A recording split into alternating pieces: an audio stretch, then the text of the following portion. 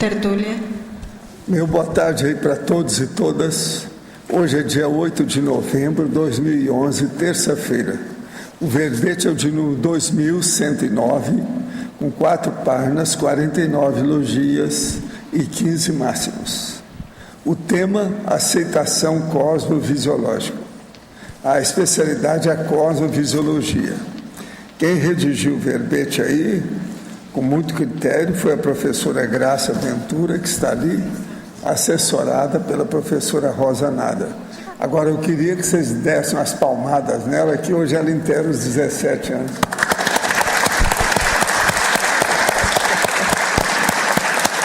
Isso é que é coincidência. Isso é que é coincidência, não é? Eu não sei se foi um presente ou se não foi. Se saber se foi, né? Foi. Definição. A aceitação cosmovisiológica é o acolhimento tranquilo, calmo, paciente, despojado, auxiliador, magnânimo e assistencial dos contingenciamentos, conjunturas ou circunstâncias dos momentos evolutivos próprios e dos outros, por parte da consciência lúcida, homem ou mulher, facilitando a integração ao fluxo cósmico, sincrônico, universalista, macro-panorâmico. Agora, o ato de abrir mão, o ato de enxergar à frente, o ato de ver o trafor do outro, os reflexos futuros dos atos passados, o ato de ver mais à frente o efeito do passado, a crise considerada oportunidade de crescimento. Eu li apenas uma parte da fatologia, tem mais de 20 linhas. O ato de trabalhar junto ao amparador e não junto ao assediador. A escrita assistencial sendo ligação ao amparo.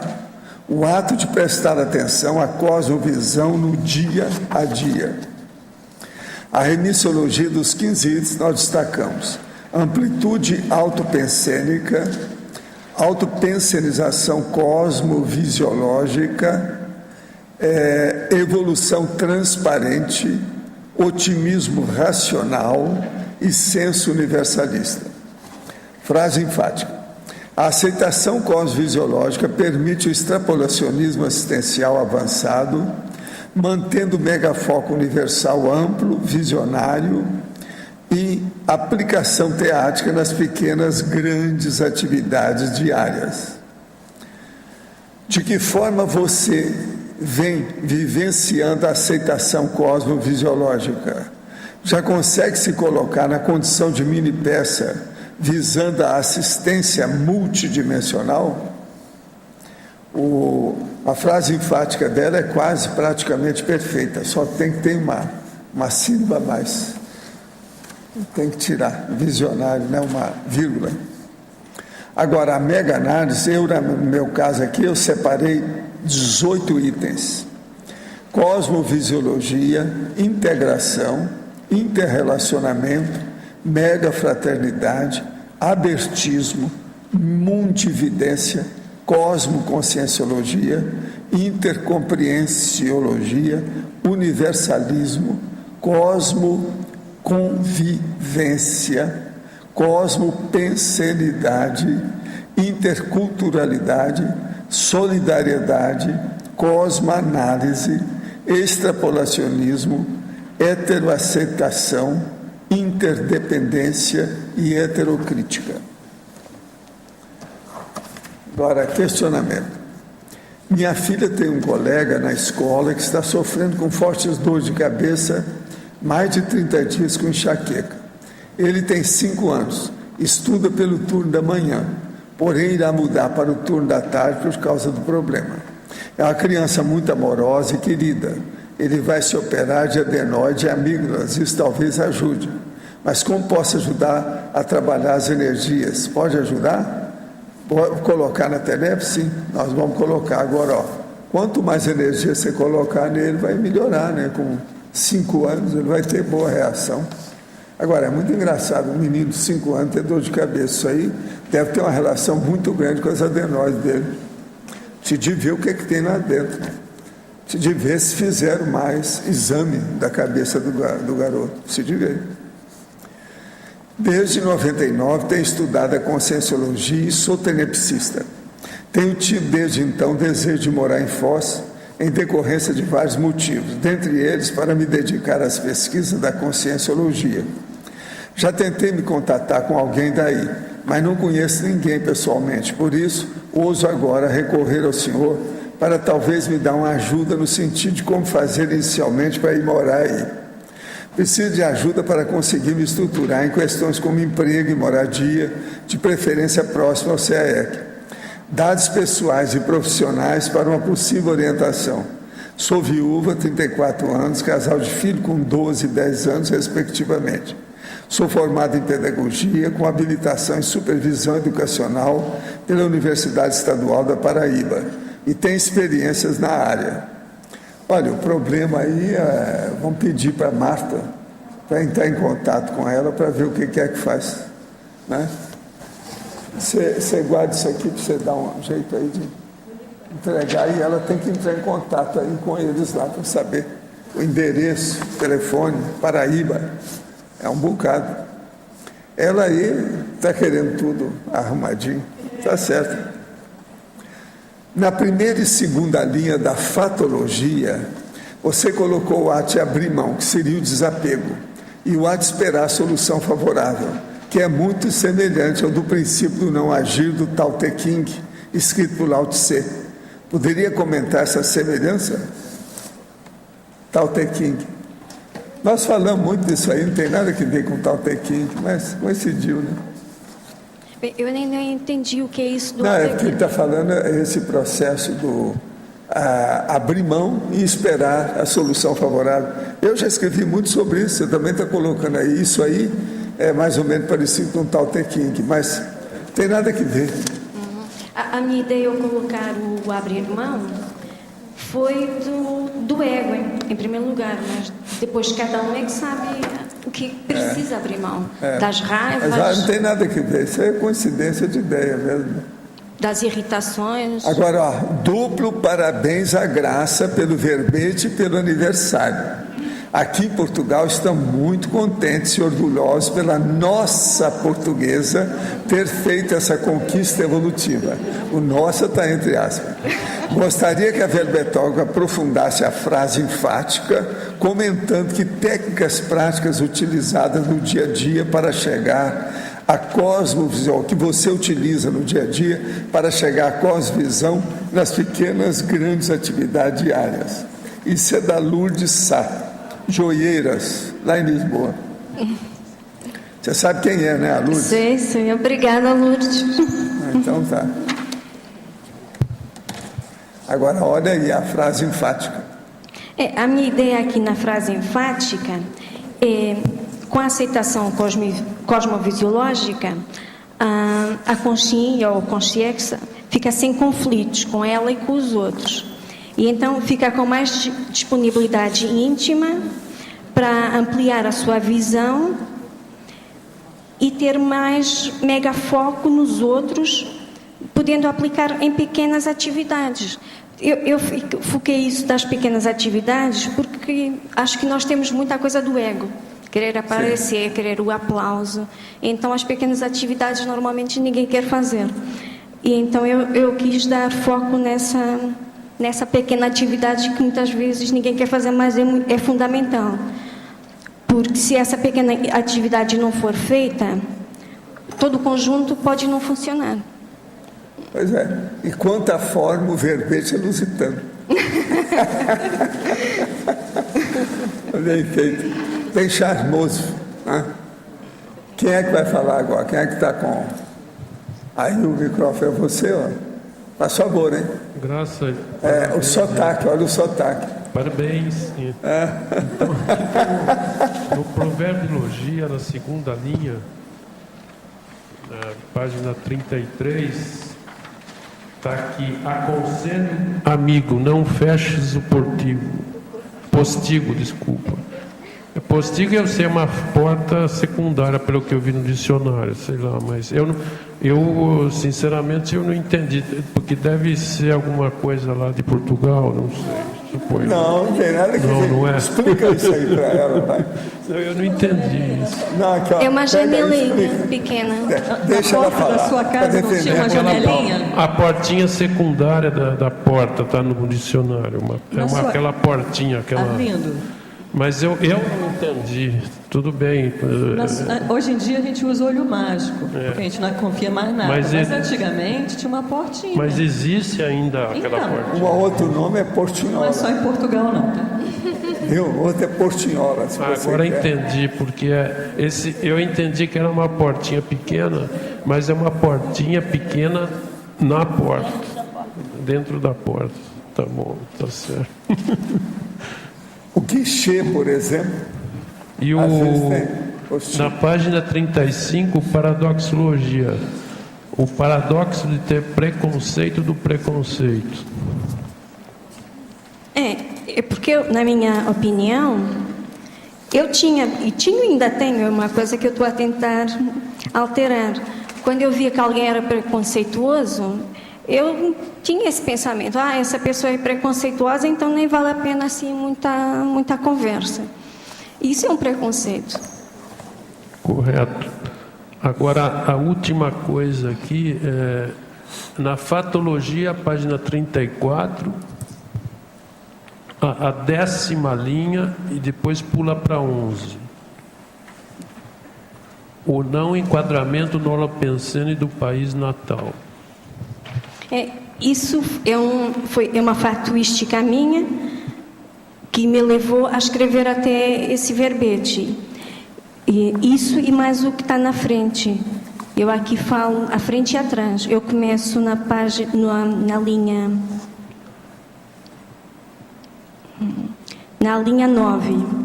O descontentamento com a mesologia, o grupo karma, os aportes recebidos, ainda a adaptação, o não enquadramento no holopensene do país natal e por aí vai. Isso são os factos que me fizeram escrever esse verbete, porque eu não entendia, eu reclamava, não entendia porque eu tinha nascido naquele país e no holopensene que eu não me sentia integrada. E depois vi que, afinal, Portugal, ter nascido com a língua materna português, foi um aporte muito grande, que me permite, neste momento, estar aqui até defendendo um verbete e ter escrito um verbete em português. Então, e tem um outro aqui, esse aqui é o último mesmo. Acima desse, tem o descontentamento com a mesologia também. Eu tinha lido logo no início, que foi um desses fatores que me levaram a escrever esse verbete. Porque eu até há pouco tempo, eu não entendia, eu era revoltada com isso tudo. Eu, em lugar de ver os aportes que eu tinha, de ser grata, eu tinha revolta. Tá, okay. E esse foi o motivo que eu escrevi esse verbete, que depois me caiu a ficha, depois de eu conhecer a conscienciologia e de refletir mais um pouco e fazer umas quantas cobaias. Ok, obrigado. Agora, o verbete, ele tem muito a ver com você, pelo que eu vi aqui. Tudo bem, mas isso é só um comentário meu. Obrigado. Obrigada, Arlindo. Graça. Acho que você já até está falando já disso, né? Mas eu vou, de qualquer forma, queria que você pontuasse mais aqui na página 35, na mitologia. Falar desse mito aqui, nesse contexto do verbete. O mito do acaso. É que eu, com a experiência que eu tenho tido aqui na conscienciologia, ainda pouco, mas eu começo vendo que não há acaso, que a falta de atenção, a falta de não prestar atenção e deixar passar batido oportunidades de assistência.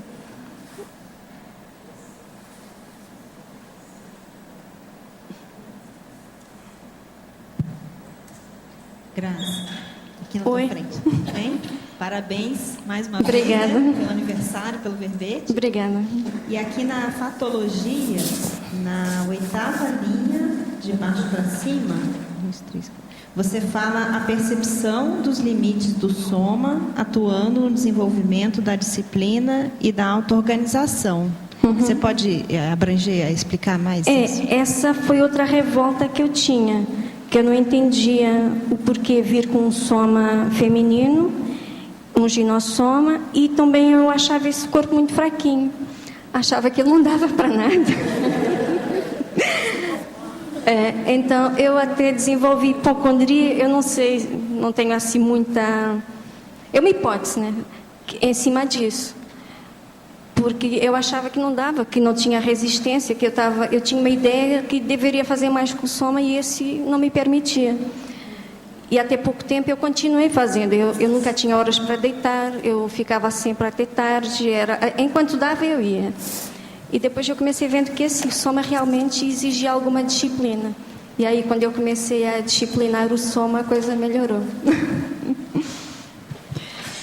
Posso fazer mais uma pergunta? Sim. No caso aqui na efeitologia, na página 35, lá o segundo efeito, o efeito do imediatismo pensênico.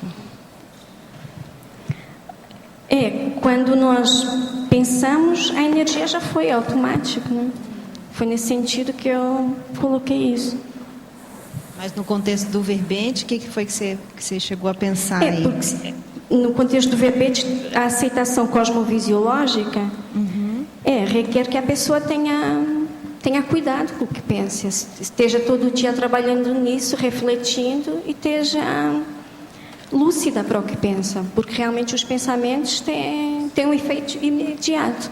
Muitas vezes a gente pensa bobagem, no segundo seguinte pensou, já fiz bobagem, mas aquela energia já foi, já era, né? Depois pode pensar qualquer coisa melhor depois para compor, né? Lá como o caso do aeroporto que o professor fala, né? Mas aquela energia já fez algum efeito. Tá certo, obrigada. Graça, aqui no B. Continuando com o que você comentou, né? Que você ficou meio assim, de não ter vindo homem, de ter vindo pequenininha, fraquinha. Tinha me chamado a atenção que na elencologia você falou da consim pacífica. Dentro dessa aceitação cosmovisiológica, você acha que tem uma coisa a ver? Tem a ver uma coisa com a outra? Sim, a passividade, para estar sem conflito, tem que aprender a ser pacífico. Tanto conflito conosco como com os outros. Mas eu quis dizer, você associa você ter vindo mulher mais fraquinha com isso? Eu não tinha entendido a questão. Associo, sim. Porque eu era um pouco bélica também. Já imaginou a gente? Eu acho que se calhar foi bem pensado. Acho que foi bem pensado. Porque agora já não tenho tanta tendência bélica, mas na adolescência eu tinha. Se calhar com um soma mais forte poderia ter sido perigoso. Porque isso seria uma aceitação cosmovisiológica. Você perceber que isso veio como um aporte positivo, ser mulher e fraquinha. Sim, sem dúvida, né? Obrigou-me a não ser bélica, né? Não dá, mas né? Não dá pra, esse salto não dá para fazer, né? Eu sou bélica e depois na outra, não sou mais bélica. Fica meio difícil, né? Com esse soma não dá para ser bélica. Pode ser belo. A gente faz de tudo para melhorar, né?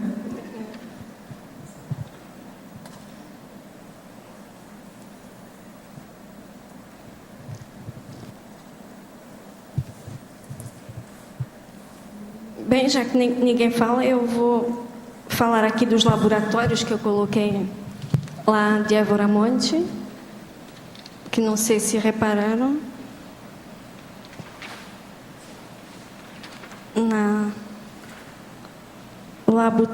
Nos laboratórios do Fitolab, do Projetário e do Cosmo Conscienciário. São os laboratórios que estão lá no campus e que eu já experimentei todos, e campus da EAC em Portugal, e eu gosto muito deles. Não querendo puxar a brasa à minha sardinha, mas eu acho que são muito bons e as experiências que eu tive lá foram muito positivas. Especialmente eu gosto muito do Fitolab, que está construído numa árvore. Então, aproveitando, você pode falar um pouco dessa... Porque você fica lá em Portugal, aí vem para cá, passa a temporada aqui. Como é que você trabalha? Como é que é para você trabalhar lá, trabalhar aqui, voluntariar, a visão... Quanto tempo você vai ficar aqui? Como é que é? Não entendi. Você quer saber quanto tempo é que eu fico aqui? A sua experiência itinerária é constante que você tem, né? Você fica lá e cá... O que você aproveita mais lá? O que você aproveita mais aqui? Aqui é um banho de loja, né? Tanto que eu coloquei tanta neosinapsiologia, porque quando eu venho aqui é um banho de loja completo. Está faltando só perguntar o número do telefone do cachorro dela. Graça, aqui em cima no ar, na parafatologia, na penúltima linha. Fala um pouco desse ato de prestar atenção à cosmovisão do dia a dia. Quer dizer, isso deve ser importante, né? Porque no título do seu verbete, fala um pouco, como é que é isso? Qual é a sua técnica? A ideia que eu coloquei aqui é que para chegar numa aceitação cosmovisiológica, temos que começar a fazer esse treino, né? De prestar atenção a tudo que está à nossa volta e a não tirar só a fotografia, a congelar o momento, mas tentar ter uma visão mais ampla do momento, da energia, pensar no extrafísico, pensar no antes e no depois, tentar ter uma visão global e fazendo esse treino no dia a dia para um dia atingir o fenômeno da cosmoconsciência. E a gente começa, para começar isso é simples, é só começar? Eu acho que é uma questão de mentalizar. Mentalizar, depois começar colocando em prática. Ok, obrigada. Graça, na neosinapsologia, a 6ª linha. As neosinapses geradas pela caída da ficha. Aqui a ideia foi que há muitos conceitos da conscienciologia que eu acho muito bonitos e que ficam assim meio no ar e a gente acha ótimo, mas realmente aquele conceito ainda não está na sinapse, eu acho que ainda não está atuando. Até que um dia aquilo realmente cai e, olha, então é isso que as pessoas falavam, dá aquela luz e a gente entende, olha, todo mundo falava, então é isso. Se calhar passa para a teática, quando fica mais teático. Por exemplo, o EV é uma coisa que é falada aqui todo dia e a coisa ainda está no ar, né? Ainda está meio no conceito. Ainda não caiu a ficha. Para muita gente, pelo menos. Tá, ok, obrigado. Graça. Seria a questão da mini peça que tu comentou, que na caída da ficha, mini peça no Max Mecanismo? Não entendi. Mini peça, qual foi a ficha que caiu assim nas neosinapses geradas? Nessa frase do Arlindo, quais são tu coloca as neosinapses geradas pela caída da ficha? Que seria os conceitos de estado vibracional, mini peça no Max Mecanismo, seria isso? Que para ti foi... Quer um exemplo? Qual foi... É isso, um exemplo. Por exemplo, a mini peça que você referiu, eu ouvi falar bastante disso desde que eu conheci a conscienciologia, mas só agora, quando eu escrevi esse verbete, é que me caiu essa ficha da mini peça. É que eu realmente entendi o que é ser mini peça. Até há pouco tempo eu não tinha entendido. Não tinha feito o clique no cérebro, no paracérebro, no mental soma. Não sei se foi isso que você... Mais uma pergunta aqui na interculturalidade, na fatologia. Você coloca a flexibilidade convivial, a interculturalidade. Você falou alguma coisa sobre a Tailândia uma vez? Sim, é que ela me conhece. Uma conversa. A interculturalidade eu coloquei aqui porque para mim foi assim um ponto alto da minha vivência em Portugal e depois eu casei com um suíço alemão de Zurique e das viagens. Eu nasci em Portugal, na zona do Algarve, que é a zona mais turística. E Portugal tinha um alapincense bem fechado, ainda vinha da ditadura, da religião. E a partir dos anos 80 começou a haver muito turismo e especialmente começou também a haver muita gente que mudou de outros países e foi viver para a vila de onde eu sou natural, que é uma vila pequena, com cerca de 5.000, 6.000 habitantes. É uma serra, portanto é uma montanha, que fica a 25 km do mar, e muita gente se mudou para lá para fugir das grandes cidades, como Berlim e outras assim. E então tem muitos alemães vivendo lá, suíços, ingleses, irlandeses. E isso foi uma coisa que eu gostei muito, porque me abriu a mente. Eu conviver com aquelas pessoas todas. Eles começaram muito a ir para lá estudando, os filhos iam estudar, iam para a escola, e não falavam português, então a gente tentava se comunicar como se fosse possível. Meio inglês, meio alemão, meio português, era assim uma confusão, mas a gente se entendia. E isso foi uma coisa que eu gostei muito da minha juventude, de ter tido esse leque de pessoas que pensavam diferente, com outros costumes, com outras formas de agir, de pensionizar. E facilitou também a ler as pessoas, não só do que elas dizem, mas fazer uma leitura, que eu na altura não falava energética, mas eu tinha que fazer uma leitura da pessoa completa, eu tinha que olhar para a cara dela, porque muitas vezes o que ela falava não era o que ela estava falando, a palavra errada, e eu tinha que daquilo tirar, entender o conjunto todo e ver o que realmente a pessoa queria dizer. E acho que isso me fez aumentar muito a cognição em relação aos outros, que eu faço uma leitura não só do que a pessoa diz, mas facial, energética, intuitiva, parapsíquica. Eu na altura não chamava isso tudo, mas agora vejo que foi isso. E também tive uma experiência muito interessante que você referiu aí da Tailândia, que eu em 2007 eu viajei para a Tailândia e fui lá para a escola de massagem que é mais famosa lá na Tailândia, que é do Buda reclinado, que eles chamam Wat Phu. E eu fiz lá o curso de massagem tailandesa. E a minha professora era tailandesa e não falava nada de inglês. E eu não falava nada de tailandês. E a gente tive um curso intensivo, era de manhã à noite, todo dia da semana, com ela. E a gente se deu muito bem, eu aprendi muito bem, a gente gostou muito uma da outra, tivemos muita empatia e sem entender uma palavra do que uma outra falava. E eu fiz exame, aí já era com outros professores, e eu passei no curso e a gente ficou tão amigas que eu depois até fui comprar uma prenda antes de ir embora para oferecer para ela.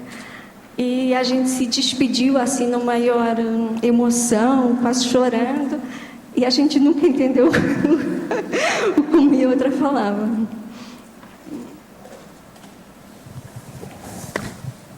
Graça, a Rosa, Rosa. Página 34, na fatologia, de baixo para cima, terceira linha, eu gostaria que você pudesse exemplificar como esse olhar de cima. O olhar de cima foi uma analogia que eu fiz com a cosmovisiologia, tentar ter um olhar de cima, não tirar só a foto do momento, não congelar só aquele momento, tentar ter uma visão mais panorâmica. Então, é mais sistêmica, está falando a Rosa. Tem a ver com sobrepairamento acima dos fatos? Acho que sim, que pode ser analogia com isso. Uhum. E ainda em laboratoriologia, eu gostaria que você falasse um pouco, que eu tenho muita vontade de conhecer, o laboratório conscienciológico da fitoenergia, lá de Portugal. Vale a pena. Eu gostei muito desse laboratório, para mim foi o favorito. Você já fez uso dele? Eu fiz de todos. Eu gostei, em termos assim, arquitetônicos, eu gosto mais do projetário, porque ele é todo redondo e lá dentro faz lembrar assim, uma coisa do futuro, uma cidade futurista. Mas, em termos energéticos, o que eu tive mais empatia foi com o fitolé, porque está numa árvore e a energia da natureza dá para entender muito bem ali. Dá uma tranquilidade muito grande. É como se fosse uma mãe, uma mãe natureza. A gente sentia essa coisa da maternagem ali no fitolé. Dá uma calmia muito grande, um conforto. Ele é construído em cima de uma árvore, né? É uma casinha em cima de uma árvore. Parece casinha de criança, mas é um laboratório. Eu vi a fotografia. Professora Obrigada. Graça, poderia falar da sua experiência nos laboratórios da IAC em Portugal? Está falando. Eu acabei de falar, mas o Cosmo Conscienciário também é bastante interessante, porque o Wagner arrumou lá uma máquina que coloca o cosmos, dá para ver o cosmos, é redondo em cima e dá para ver o cosmos. E então a gente deita e fica olhando para o cosmos. E o que facilita, dá para ver os planetas, a Via Láctea. E então facilita uma projeção de mental soma. Se bem que eu não tive, mas penso que pode facilitar. É como se Poderia fosse aprofundar na trinomiologia, página 03, o trinômio divergência, amizade, união. Bem, esse trinômio eu coloquei, tem a ver com Portugal, com meu país natal. Porque é muito difícil fazer críticas em Portugal. A gente ainda, o Holopensene lá, vê a crítica como uma ofensa. E eu, dentro desse Holopensene, até pouco tempo também via a crítica como uma ofensa. Então, levei tempo para perceber que realmente eu podia discordar de alguém e continuar amiga dessa pessoa. Que o discordar não implicava, não era forçosamente uma amizade.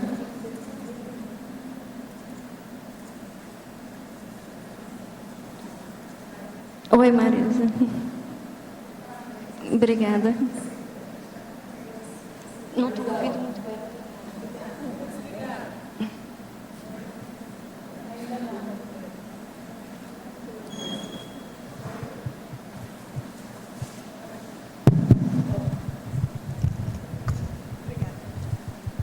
Parabéns pelo verbete. Obrigada. Você conseguiu, né?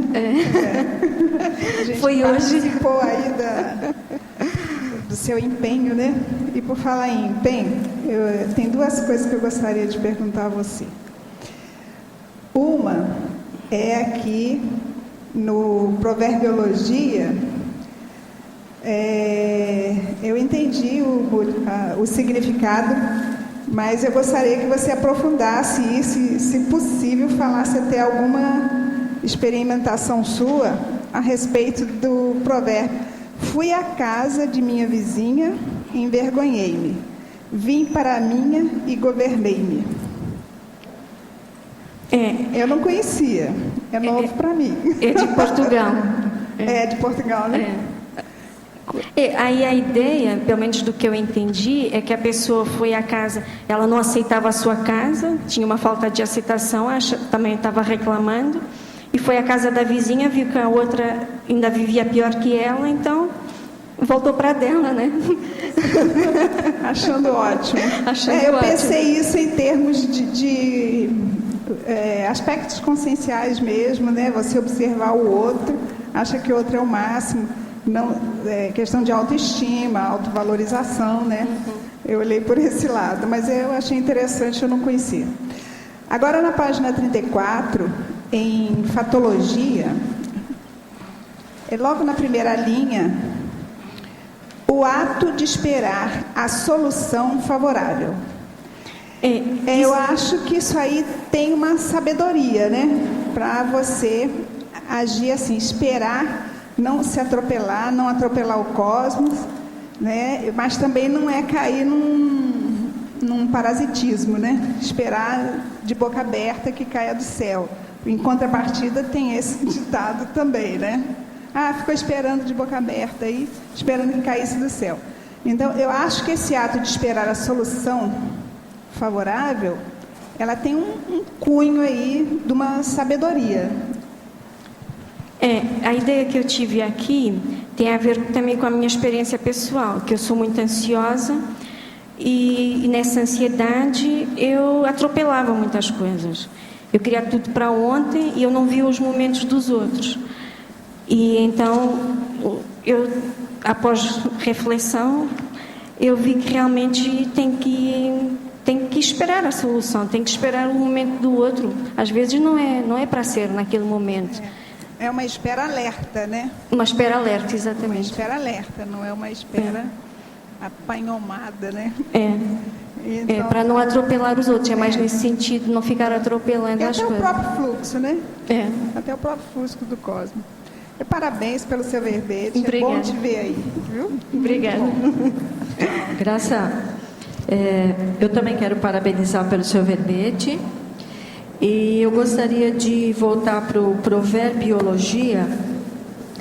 Quando você cita 14 provérbios populares, você tirou tudo da sua memória? Você pesquisou em alguma referência?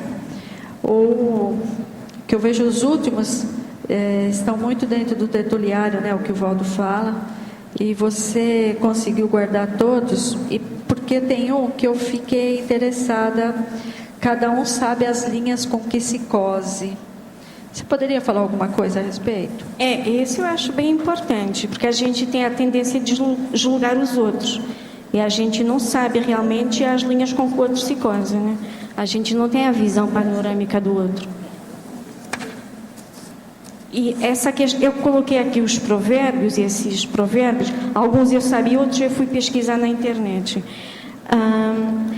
Porque isso tem a ver com o meu temperamento, que é uma coisa que eu ainda não descobri completamente, mas eu desde criança eu tinha muito interesse em ver os provérbios.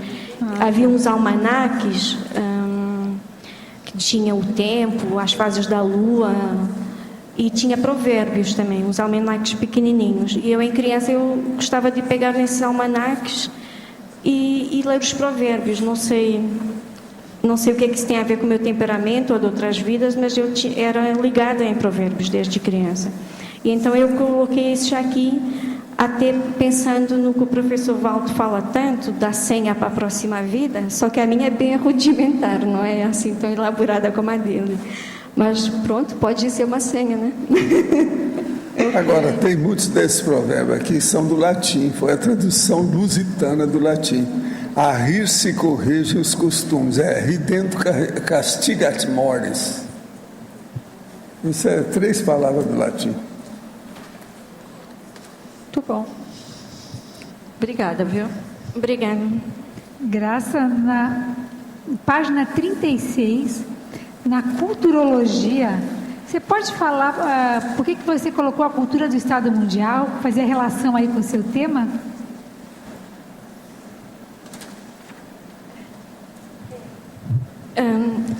Isso tem a ver comigo e também com a minha experiência, porque eu sou muito adepta da cultura do Estado Mundial e da União Europeia.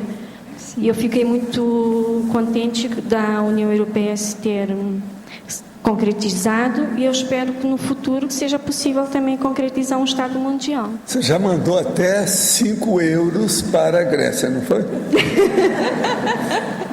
Para ajudar. A coisa está brava. Agora o Berlusconi parece que se vai demitir. Não, querem que ele se E demita. o Papandreou já foi embora. Tem um outro agora no lugar dele. Precisava.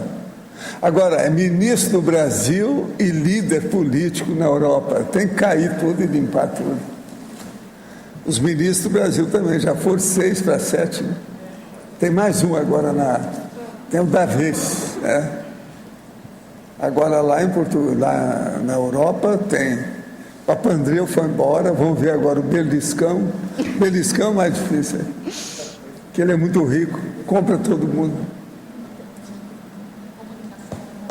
Beliscão, ele está bem popular lá, ele parece que está com 80% de impopularidade na Itália, e se mantém, é incrível. Não, a Itália está uma vergonha, está lembrando a época do Mussolini. Não é fácil. Mas tudo tem sua razão, né? Vamos ver. É melhorar, é pensar positivo, né?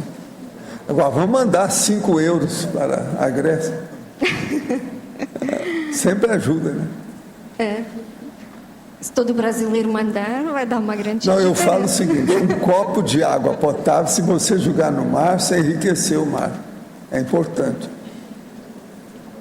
Cada um pode o que pode, é aquilo que tem. Mas ele fez assim umas bobagens, eu parecia que andava assim meio... Para mim, o processo da União Europeia, eles erraram, foi na hora que admitiram muito país de afogadilho, muito rápido. Tinha que pensar mais, com mais calma, deixar a poeira cair. Entende? Isso aí. Juntaram muita gente, tudo de qualquer maneira, muito depressa. Começar a admitir economias mais fracas. Pois é, tinha que estudar mais. Valdo, o primeiro-ministro que caiu lá de Portugal, ele se chama Sócrates. E tem o problema da Grécia, quer dizer, não se faz mais grego como antigamente. Esse Sócrates também... Ele está imitando o Jarbas. O Jarbas é que faz dessa. São as tiradas do Jarbas. Sim. Com relação a essa questão da União Europeia, né? Que a coisa está preta. O que a gente, cada um de nós, poderíamos estar fazendo? Olha, se pudesse, eu ia mandar isso aqui, ó, do chat para eles lá. Iceberg, grande cubo de gelo ao ar livre. Mandar para sossegar a Europa um pouco. Para esfriar a cabeça acalmar, do povo. Mandar um iceberg, acalmar o povo. Cubo de gelo, é uma saída. Porque agora a gente só vê assim, bem fez a Suécia que não entrou, bem fez a Inglaterra que não entrou. Quer dizer, é uma campanha, assim, muito... Será que vai sobreviver a União Europeia, é isso? Não, vamos fazer força, eu acho que vai. Você sabe que muito antes da União Europeia, eu já sabia do processo devido a Eurbex. Eu falava nisso, o povo ria de mim. Uma vez eu vou falar nos Estados Unidos, aí eu fiquei quieto, nunca mais falei mais nada. Eu recebi até vaia. Isso foi na década de 80. Em 92 foi criada a União Europeia. O povo não admitia. Nos Estados Unidos tinha muita gente que não admitia de modo algum. Vocês estão por fora, isso vai ser criado. Agora, devido à reurbanização, eu sabia que aquilo ia acontecer. Porque o que está pegando é exatamente o egoísmo, né? E a Alemanha centralizando tudo, né? Agora, a Alemanha, o que se passa? A Alemanha deu muita coisa, você está entendendo? Livremente, sabe? E no início. Mas agora já não tem tanto dinheiro assim para estar oferecendo. Portugal mesmo foi levantado pela Alemanha. Foi. Eu estive lá na ocasião que eles estavam reformulando, por exemplo, o Porto, Lisboa. Naquele ano do SCP-3, né? O Porto, a gente nem podia andar na rua, já expliquei isso aqui. No ano 2000, eu lembro que eu não fui ao Porto por causa disso. Agora, tudo era empréstimo a fundo perdido, quer dizer, eles deram dinheiro para Portugal. Eu falei assim, olha, vocês aproveitam isso enquanto tem, depois vai dar problema. Aí começou a dar problema, eles venderam tudo para o exterior, para alemães e ingleses. Por exemplo, lá não tem mais vinho português. Tudo é inglês ou alemão. Mas o vinho do Porto sempre foi inglês, né, professor? As vinhas todas. O vinho do Porto sempre foi inglês, sempre foi um investimento inglês. Não, mas não era assim, tinha português que mandava naquilo, tudo. Agora, eu vi que o negócio lá em Portugal ia criar problema quando eu vi aquele China Rice, que é uma rede de brinquedo, etc., de processo de brinquedos infantis, aquele negócio de instrumentos infantis americanos. Aquilo não tem nem no Brasil. Falei assim, se os americanos entrarem aí, que eles estão dominando, porque isso aí é terrível. Essa China Rice, você sabe qual que é? Não. É tudo só de brinquedo de criança. E eu vi isso em Lisboa. Naquela época, os americanos estão mandando em vocês não viram. Não é o Esses caras vieram para cá. Toys R Us. O Brasil não tem China Rice, tem? Até hoje não tenho, nunca vi. Não é o Toys R Us? Child R Us? Eles falam Child Eu conheço- R Us, não é isso? Porque tem um S. Eu conheço Toys R Us. Pois é. Acho que é É o isso. Child, é a mesma coisa. Toys R Us, Child R É Us. isso, Toys R Us. Agora, lá estava já tudo funcionando lá em Portugal. Portugal também tem. Pessoal, se esses vieram, não tem mais ninguém para vir. A máfia já chegou. De modo que eu sabia que ia dar problema. Agora, Portugal é muito... Eu sofri um aperto na viagem, uma das viagens minhas, isso foi num ano, que eu falei, né, que o supermercado que ia dar jeito lá ia fazer o shopping center em Lisboa. Mas vários amigos meus, conhecidos meus de Lisboa, tudo... Não, mas quase acabaram comigo. Passou um ano, eu voltei lá, estava o negócio funcionando, sábado assim. Eu cheguei para eles, então, e agora? O que vocês falam? As Amoreiras? Um por um. Eu falei com 5 que tinham rido de mim, um ano atrás. Vocês já viram o sábado como é que está lá? Como é que é isso? Você nem entra, de tanta gente que havia no shopping das Amoreiras. Amoreiras. Uma coisa de Mas doido, aqui em né? Foz foi a mesma coisa, né, professor? O senhor insistia no shopping. Mas é o conservantismo. Eu falar com vocês são muito conservadores, pensam bem, a tecnologia está avançando, Portugal precisa disso. Shopping center é uma saída, dá mais um pouco de defesa, de segurança, aumenta o povo, é um lugar de diversão. Tinha amigos meus que não queriam comprar loja, então outros vieram me pedir, fala com ele, Valdir, explica isso. Você já viajou muito, explica aí para eles. Não adiantou. Um ano depois eu chego lá, no sábado, que é um dia brabo, né? Estava assim, ó, você nem andava dentro da Moreiras. E eles fizeram aquele, lá para aquele negócio da água em Portugal, né? Quando foi 92, né? O Vasco da Gama, aquele complexo. 98. 98, né? É lindo, né? Esse complexo em Lisboa. Foi bem lindo, foi. Os pavilhões. Ali é um shopping, parece um barra shopping, assim. O shopping O é Vasco shopping da eu ia Gama. muito lá para ver, limpar, lavagem de roupa, essas coisas todas para mim. Eu tive que ir lá. O shopping estava funcionando, a Moreiras. A Moreiras tinha umas coisas boas. Não, os Amoreiras me lembra assim o Rio Sul. E o outro, né? E esse da... Agora, o que o senhor acha, da mesma forma que tem o Mercador, o bloco, né, na Europa, qual outro ponto no mundo que já pode começar a pensar, que seria positivo começar a pensar em fazer um bloco econômico também, como foi feito no Mercador Europeu? Eles estão pensando lá no Oriente, né? Vamos ver o que é que vai dar, né? Mas você acha que é Agora, favorável? precisava de ser mais na África, né? Mas é que esse povo tudo é tribo. Onde tem tribo não dá certo. E outra coisa, não estou falando de tribo de africanos negros, não. Eu estou falando de tribos de muçulmanos. As tribos de muçulmanos são mais fanáticas do que as tribos de preto na África. Isso aí não é fácil. Governos tribais. Como é que você vai? Como é que vai renovar isso? Mas você acha que com essas quedas todas de vários ditadores ali pelo Oriente Médio, não, isso a aí hora? já está, é o começo do início, né? Do princípio de renovação, né? Vai haver uma reciclagem. Mas eu acho que ainda demora muito. Agora, tudo é África. É o Oriente na África, aquele negócio todo ali. Não é fácil. Gente, vocês não viram agora que o Hebdo, lá de Paris, fez uma piada sobre o Maomé? Eles foram lá e soltaram uma bomba lá dentro. Imediatamente, antes do periódico sair, ir para a rua. É muito fanatismo. Isso é em Paris, são com os franceses. Esse Hebdo é o semanário, né? Ele é muito popular. Agora fizeram uma piada lá, pronto. Não pode colocar nada que seja ilustração, sabe, do Maomé. Sai dessa. Então, veja, eles colocam uma espécie assim de ordem mundial. Vocês querem? Isso é pior do que a ditadura. Muito pior. Quer dizer que você não pode desenhar certa coisa? Que negócio é esse? Por quê? Uma pessoa...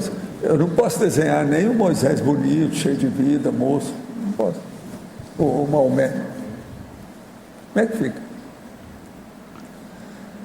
Não é fácil, por isso que eu falo, a meu ver, uma das piores coisas que a Terra tem atualmente é o fanatismo religioso. De diversas modalidades, né? Isso é uma das piores coisas que tem aí. Isso tudo tem que melhorar. Agora, a União Europeia está ajudando muito isso, porque está criando a limpeza do assunto para ver se normaliza, para ver se cria um critério comum. E isso acaba com o fanatismo. Mas agora gera isso. O processo, por exemplo, das burcas, né, na França. É um problemão. Porque, gente, não está certo, né? Como é que fica? Uma pessoa, aquilo que eu falo, uma mulher não poder mostrar a cara, eu não estou falando mostrar as canelas, não é isso. A cara, não pode mostrar nada. Como é que é isso? Agora, as mulheres, né? Eu acho que o homem dominou demais as mulheres durante muito tempo, sabe? O negócio passou da conta. Elas não sabem agora se liberar. Agora a gente fica aquele tiro no pé, porque eles ficam justificando na França que a pessoa que está com a mascarada, então ela pode ser talvez um terrorista, alguma coisa assim. Pode. Então eles ficam justificando. O governo da França fala isso em relação aos muçulmanos, eles falam, não, vocês também não podem privar a gente da nossa cultura aqui. Então, mas eles usam aí o eufemismo que for possível, né, para ver se fala sobre o assunto, né? Não é fácil. Agora, é duro. Eu ontem estava vendo um filme que é A Morte do Rei, né? É um filme sobre... Agora, o que é que se faz? Não é esse aí, Som do Rei, não, é outra coisa. Que o rei morra. A tradução seria esse, morte ao rei. Pois é, esse é antigo e é lá do povo, de 1600. Agora, o que se passa? No fim do filme tem a melhor coisa do filme. O filme é mal feitinho, etc. Tem um bom cenário, bem trabalhado, tudo isso. É com o Tom, que é um grande cara, que é aquele do Lie to Me, um grande ator. Mas o problema todo é no fim, eles têm as frases lá, que só isso valeu o filme. Ele fala assim, aí o fulano permaneceu lá, morreu. Mas ele, pelo menos, foi o primeiro que trouxe alguma ideia nova na política da Europa. Mas somente a França, 200 anos depois, com a Revolução Francesa, é que deu alguma coisa contra a monarquia, que acabou com o rei. Mesmo assim, o negócio está lá do mesmo jeito. Entende? Agora, 1600 e tantos, o cara era muito cruel, o chefão lá, não era fácil. E ele se fez de rei.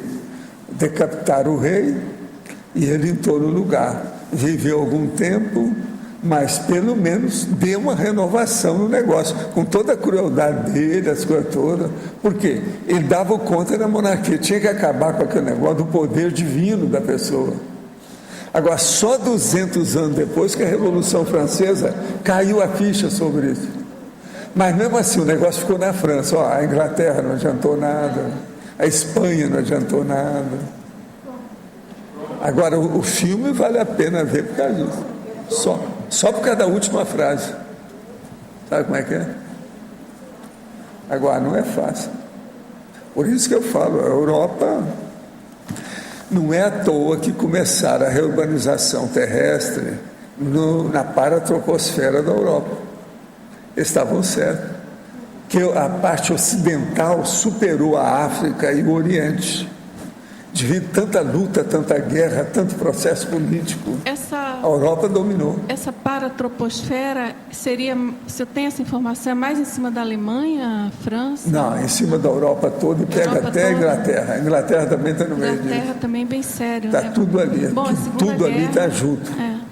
Agora a base toda é por ali. Agora, o que eu vejo é o seguinte, eu estou falando da Inglaterra, porque muitas coisas dessa do Pombal diz respeito mais é o Tintagel. Quer dizer, Tintagel. Tintagel. Então, deve ter sua razão de ser, né?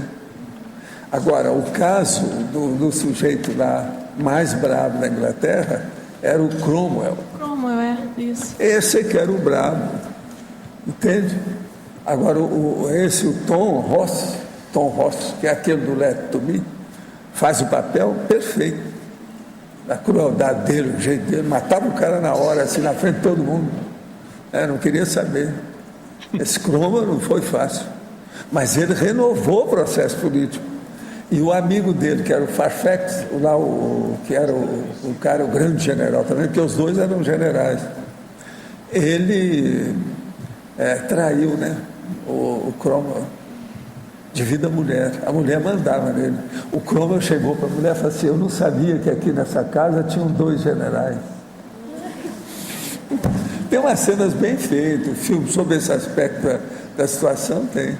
Quer dizer, ele chamou a dona de general também, que ela gostava muito do rei, e o rei gostava muito dela, e ela era a mulher do general. Agora, o general era o mais querido do povo todo, não era nem o rei, nem o Cromwell, era o general Fairfax. Agora, historicamente, a história até do filme até que é bem em cima do lance. Eu não vi muito exagero, nem coisa errada, não. Agora, só as frases do fim é que valeram. Depois o Cromwell morreu, etc. Só 200 anos depois que a Revolução Francesa acabou com a monarquia. Esse filme que o senhor viu, como que chama? Não é o Cromwell. É Morte ao Rei. É Morte ao Rei que chama. Em português é Morte ao Rei. Agora, professor Valdo, no frigir dos ovos, essa questão dos regimes políticos, a defesa de um regime ou de outro em função do momento evolutivo do planeta, o senhor tem algum resumo da ópera? É claro, sempre a democracia, o governo de todos, do máximo e tudo. Mas, assim, se a gente for analisar, tem de tudo, né? Às vezes a pessoa defendendo a própria Revolução Francesa, enfim. O que eu acho das coisas mais difíceis, e pelas minhas retrocognições eu também lembro disso, é o processo mesmo feudalista e monárquico. Feudalismo. Porque o cara ficava lá, ele às vezes não foi preparado nada para aquilo. Ou o cara nasceu, você coloca ele como líder. Isso é uma loucura, você pensar uma coisa dessa. Tem pessoa que não tem vocação para liderança de modo algum. Olha aquele caso parece do cara os nossos lá da ministros, Inglaterra. né? Não, o cara da Inglaterra que se apaixonou pela americana e deixou tudo. Não queria nem saber. Agora veja, a história mostrou isso tudo para todo mundo, mas eles não seguem. O processo da monarquia na própria Inglaterra continua assim. Eu não estou falando esse que era gago, não. Eu estou falando o outro que casou com a Simpson, americana. Ele fugiu do processo da monarquia, abdicou da condição dele, que se apaixonou pela mulher. Mas não é porque não tinha nenhuma vocação para o processo. Como é que você vai pôr e falar que foi Deus que colocou, então eu estou aqui sob as ordens de Deus. Todo mundo tem que me obedecer. Ninguém pode me dar o contra. O rei que eles enforcaram, lá o Cromwell, com o povo lá enforcou o rei, ele falou isso na Câmara, tudo. Aí o Cromwell chegou lá e falou: não, mas quem manda mesmo aí é a Câmara dos Comuns, não é aqui. E falaram o negócio, no fim, decapitaram o cara.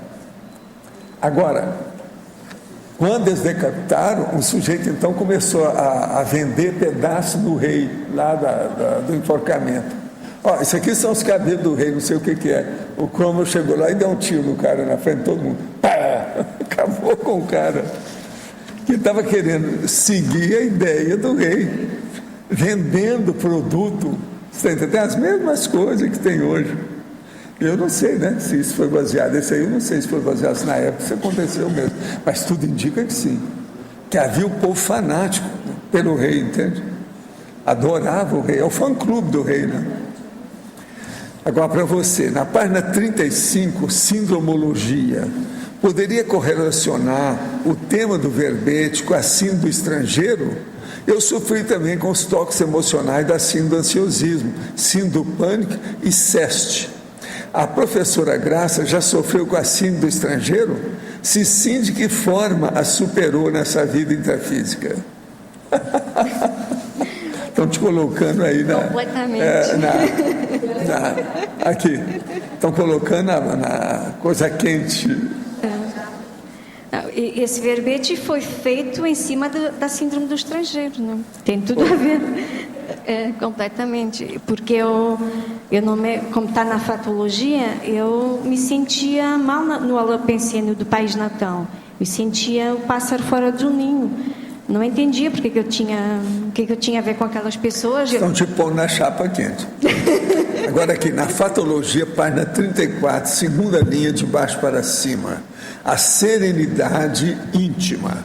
Quais técnicas ou estratégias utilizou para conquistar níveis maiores de serenidade? Esta serenidade íntima é bem recente. Foi com a escrita do verbete. Que eu, quando estive escrevendo este verbete, eu senti que tive muita ajuda do amparo. E até está aqui na parte da sinapses, a ampliação do mental soma no acoplamento com o amparo. E nesse acoplamento com o amparo, eu tive uma visão bem ampliada. E eu vi que as minhas reclamações, as minhas raivas, as minhas irritações eram assim bem pequenininhas, que não tinham motivo nenhum de ser. Então, com essa visão, eu dei mais uma serenada. Não sei se já foi a completa, né? Acho que ainda não foi, não, mas deu uma grande alteração. Graça, em cima desse questionamento que você acabou de responder, essa explicação que você deu, você coloca em fatologia, na 8ª linha de cima para baixo, o ato de se deixar assistir recebendo heterocríticas. E em ciclologia, na página 35, você coloca o ciclo deixar-se criticar, deixar-se assistir. Eu gostaria que você falasse um pouco, eu acredito que tenha sido uma experiência sua, né, dos impactos que isso possa ter causado e, automaticamente, das reciclagens, né, até porque você coloca num outro item aqui, usar o trafar para potencializar o trafor. Então, a gente percebe que há um crescendo dentro do seu verbete, que você não alcançou essa visão de graça. Alguma coisa, né? Você tem um histórico, o verbete conta uma história do seu processo evolutivo consciencial até você chegar a fazer o verbete. Pelo menos eu vejo assim, o verbete conta uma história das crises, né? E dos ganhos dessa crise. Queria que você falasse um pouco sobre esses benefícios, como é que foi para você, o que te impactou mais, tá bom? Em relação à crítica? O receber e deixar-se assistir, olhar a crítica como se fosse uma assistência, não como uma agressão pessoal. Isso foi bem recente, essa alteração de pensamento e de visão. Foi com a Consciência Cobaia, especialmente com a Conscius, que eu tive essa mudança pensênica. Porque eu, como venho dessa cultura de Portugal, que a crítica é muito mal vista, as pessoas, o hábito é mais de falar pelas costas, porque não tem coragem de falar na frente, mas aí os dois lados estão errados, porque a pessoa que quer falar não tem coragem, mas o outro também não está aberto para receber. Então, uma coisa favorece a outra. E fica o ciclo, né? Um ciclo contínuo.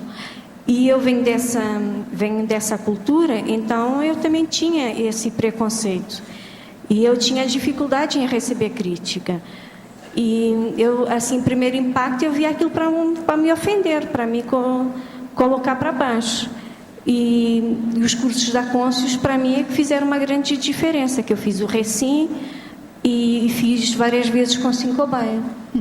E, aliás, a Consciência Cobaia, eu venho de uma repressão, que a minha família era bem repressiva, e eu não conseguia falar, tinha dificuldade em expor as minhas ideias, E foi com a Conchinha Cobaia que eu comecei falando. Por isso, eu aconselho bastante a todo mundo fazer a Conchinha Cobaia, que para mim foi das coisas que acelerou muito a minha evolução.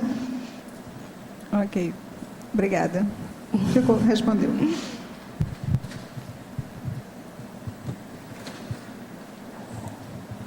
Graça, aqui no A, é Thaís. Oi. E eu queria te perguntar uma coisa. Quando a gente está num movimento de suprir lacunas, né? Porque todos nós temos lacunas, né? Então, imaturidades e etc. Quando a gente está no movimento de superação de uma lacuna, mas a gente ainda não atingiu aquele ideal, aquele patamar que a gente quer e que é necessário naquele ponto, tá? Daí, de vez em quando, dá umas crises, né? De não aceitação cosmovisiológica. Daí, minha pergunta para você é: o que a gente pode fazer para não cair nessas crises ou para conseguir manter essa aceitação cosmovisiológica, enfim? Assim, para mim, é encarar tudo como um aprendizado. É o que me faz ter força nas crises. É pensar que aquilo é para eu ficar mais madura, para aprender alguma coisa, para uma experiência, até para uma futura assistência para os outros. Porque se eu passei por uma coisa, eu depois sei assistir os outros nessa crise que eu passei, pela minha ciática. Obrigada, Thaís.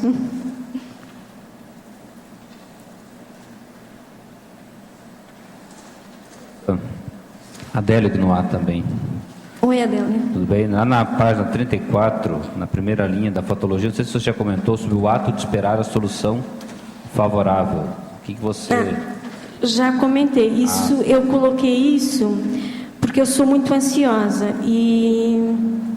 a Rosa está falando ainda são um pouquinhos, menos, mas ainda são um pouquinho. E eu tinha a tendência de atropelar os outros e atropelar as situações nesse ansiosismo. Até tem um verbete que é a cidade omissiva, que eu achei muito interessante, achei que foi bom eu ler e ouvir aqui a tertúlia para ver se superava esse trafar. E então eu escrevi isso nesse sentido, que muitas vezes é preciso esperar o momento do outro, o momento das situações e não ficar atropelando os outros, forçando a barra, que eu até tenho escrito aqui na fatologia também, a ansiedade forçando a barra. Tem a ver, provavelmente, com aquele, na quinta linha, você coloca também no finalzinho, o ato de não cobrar, ou você faz uma outra análise no ato de não cobrar. Queria que eu explicasse melhor? Sim, o ato de não cobrar, como é que você ampliaria ali? Isso vem num crescendo com o que está atrás, com a paciência, a soledade, o não atrapalhar, o ato de saber calar, o ato de não cobrar, o porquê do momento presente, os reflexos futuros dos atos passados, o ato de ver mais à frente o efeito do passado. E a crise considerada oportunidades de crescimento. Eu fiz isso tudo num crescendo, num encadeamento de ideias. E aí o ato de não cobrar, é porque eu tinha essa tendência, eu queria, idealizava as coisas mais de outra forma, mais para frente, aí se calhar vindo de um curso intermissivo, como hipótese, e eu achava que todo mundo tinha que ter curso intermissivo, ou pelo menos pensar como eu. E aí eu ficava cobrando dos outros uma lucidez que eles não tinham. E foi nesse sentido que eu coloquei essa frase. Pode ser uma consequência aqui do auto-imperdoador e heteroperdoador também, né? Não entendi. Pode ser aquele princípio também do auto-imperdoador e heteroperdoador também, né? Perdoador e hétero. Você pode... pode ser, acho que sim. Graça. Osvaldo, aqui acima no ar. Oi, Osvaldo. Eu gostaria de voltar a esse comentário que você estava fazendo a respeito do holopensene. No teu caso, do teu país natal, que você estava falando da falta de ser um hábito a crítica, né? Mas eu gostaria que você expanda essa ideia. Quais são os rasgos principais que você nota no Holopensene do Portugal, e como você pode comparar esses rasgos com o que você está vendo aqui no Brasil? Eu aqui no Brasil vejo do que eu conheço do Brasil, mas eu só conheço mais a Conscienciologia, que eu venho para cá e fico direto aqui. Só conheço Foz de Iguaçu. Mas qual seriam os rasgos principais, no caso do Holopensene, lá em Portugal, que você não se enquadrava? Que eu não me enquadrava? Porque eu achava que era tudo muito antigo. O que... Em geral, eu achava que as ideias eram todas ultrapassadas.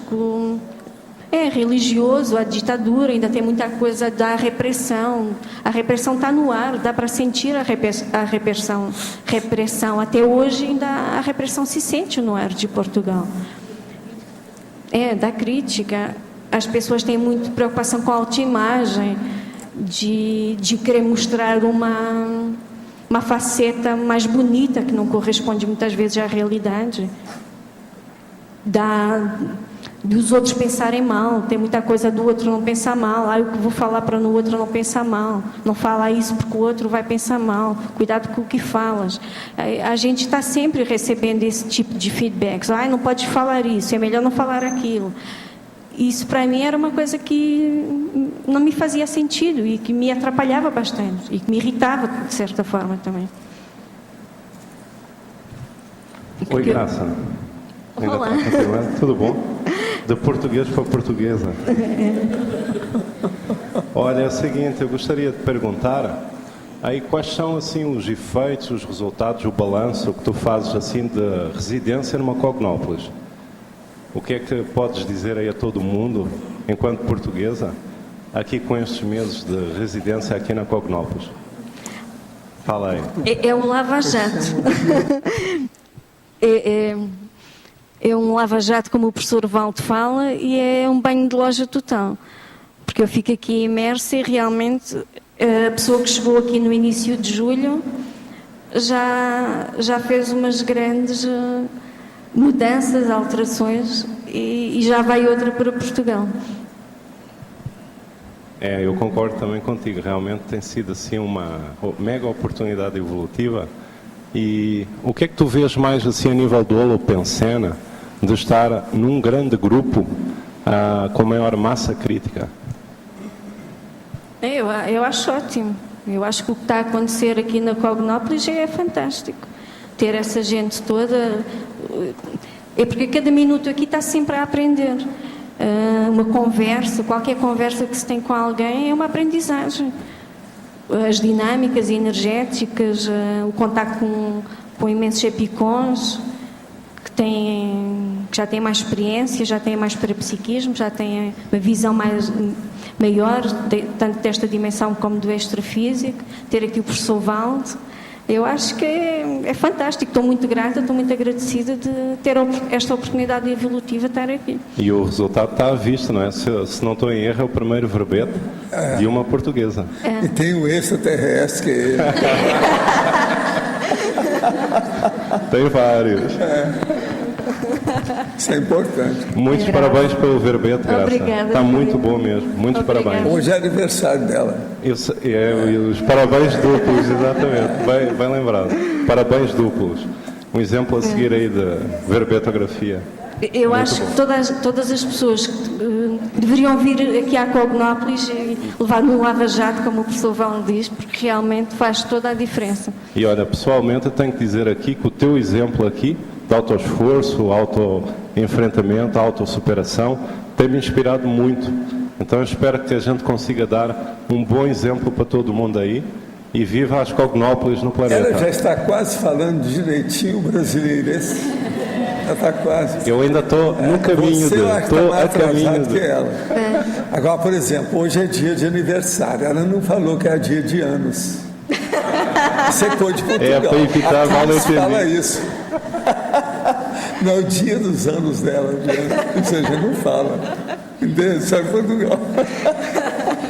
Mas olha, muito Portugal bom fala e mesmo. parabéns. Graça. Obrigado, Graça. Obrigada, Filipe. É bom ter um feedback de um português aqui. Graça? Aqui no ar. Oi. Eu queria que você falasse aqui na sinergismologia, na página 34, esse último sinergismo aí no contexto desse verbete, né? O sinergismo discordanciologia, politicologia. Esse sinergismo vem na linha de pensamento do que eu falei anterior com a crítica e com Portugal. Porque eu depois comecei vendo que realmente eu podia discordar, mas na primeira fase que eu comecei discordando, eu fui assim um pouco brusca, se calhar um pouco, em português de Portugal, bruta mesmo, porque eu não sabia ainda discordar, então assim, o primeiro impacto foi... Depois eu fui aprendendo que realmente dá para discordar, mas tem que ter uma certa política a falar as coisas para o outro não ficar reativo. Então, coloquei aqui este sinergismo nesse sentido. Obrigada. Graça, Selma falando. Oi, Selma, obrigada por ter vindo. Parabéns pelo verbete, pelo aniversário. Obrigada. E assim, eu acompanhei as indas e vindas da Graça desde há um tempo aí. A gente vê realmente esse esforço aí dessa superação toda. E daí eu queria que você falasse um pouco aqui, não sei se já falou, da exemplologia, aceitação cosmovisiológica mínima, adesão à nova realidade vivencial, objetivando evoluir, e a aceitação cosmovisiológica máxima, a aplicação dos aportes recebidos para chegar à mundividência cosmoética. Que você acha, não sei se dá para generalizar, mas qual que é o traço, assim, o principal da consciência, ou o seu, que faz a consciência ficar esperneando, né? Ressoma e fica esperneando, lutando contra o que tem, se descabelando, até ter maturidade para poder usar o que realmente tem e aceitar aí essa nova realidade intrafísica. O que leva esse desgaste assim que a gente acaba fazendo, cometendo esse erro? No meu caso, eu acho que foi falta de maturidade mesmo e de gratidão, e não ver o que tinha. Estava sentada no pote de ouro, como eu coloquei aqui na proverbiologia, e a pedir esmola. No meu caso, nem sequer era pedir esmola, era reclamar de tudo que eu tinha, que era pior ainda. A dar o contra em tudo que eu tinha. E eu acho que essa postura é uma postura imatura. E acho que isso tem a ver com a maturidade, ir abrindo a mente e realmente ver, como está aqui no provérbio também, ir à casa da vizinha e voltar para mim envergonhada. Acho que tem a ver com isso, com começar a observar as coisas e ver que realmente a nossa vida não foi assim tão ruim. Que a gente teve muitos aportes positivos e temos de estar gratos por isso. Não sei se respondi, Selma. Era essa a questão? Eu queria chegar no traço consciencial que desencadeia isso, a falta de maturidade, né? Também. Para mim foi falta de maturidade. Tá bom. E falta de caída da ficha, né? De não olhar, de não olhar o que tinha, né? Idealizava uma coisa e isso é infantilidade. E queria o que idealizava e não o que tinha. Eu acho que isso é bem infantil, né? Obrigada, Graça. Agora, o nosso amigo aqui, que eu estou vendo aí a revisão do dicionário dele, o Michel Chad, de vez em quando ele faz o samba do crioulo doido. Então tem lama, mistura de água e terra, constituindo o sacerdote budista. Misturou tudo, não tem jeito. De vez em quando ele mistura. Pode ler de novo. Lama, mistura de água e terra, constituindo o sacerdote budista.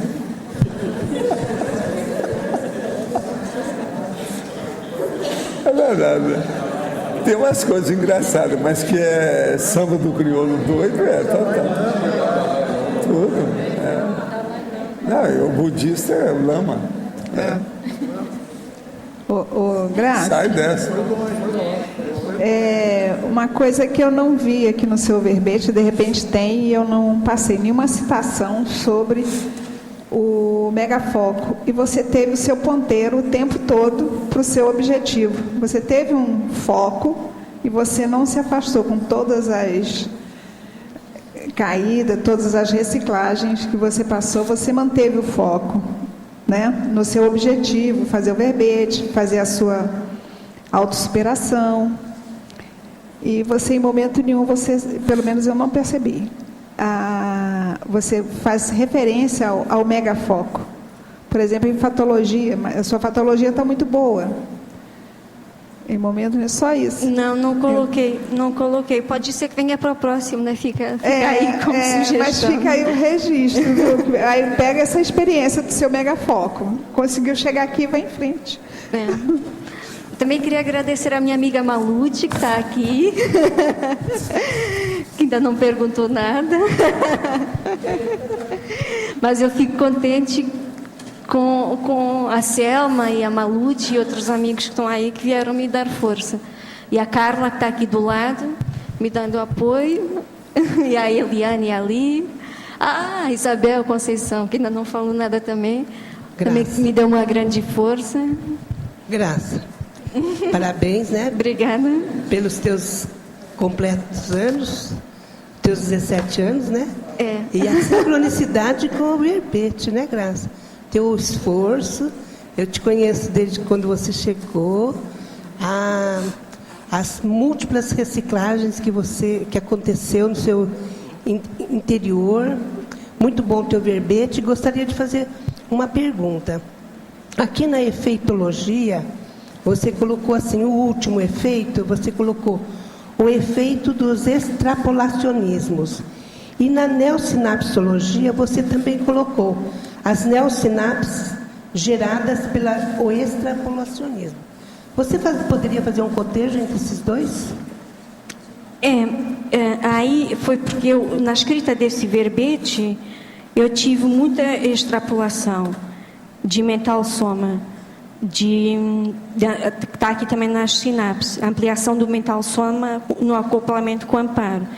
E essas extrapolações dá um impacto mental, dá uma abertura. A pessoa começa vendo mais amplo. A partir dali, fica difícil retroceder.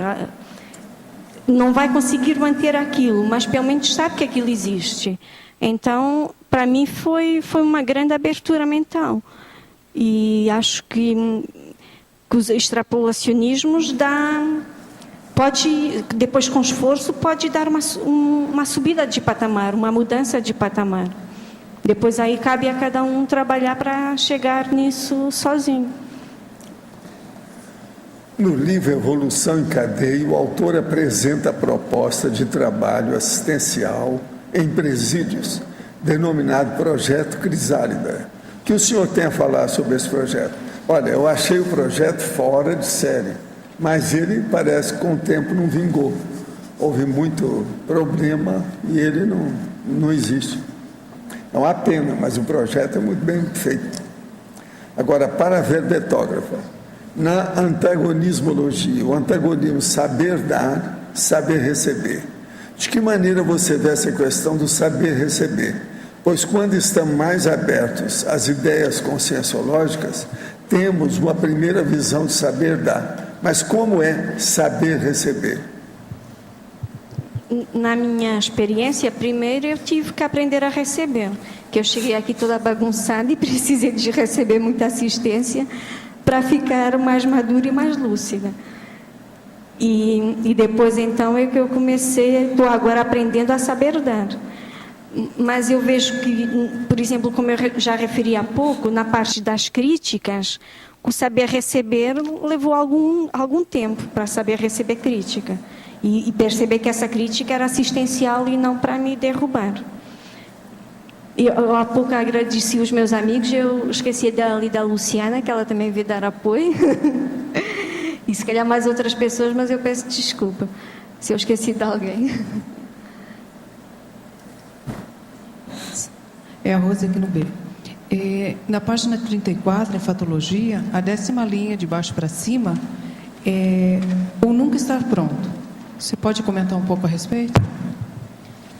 Isso tem a ver com apriorismo, né? Com a gente achar autoestima, achar sempre que não sabe fazer as coisas, que tem que estar melhor, que ainda não está no momento, a coisa ainda não está boa. Só os outros é que são bons, só os outros é que sabem fazer. Tem a ver com essa baixa autoestima e perfeccionismo também.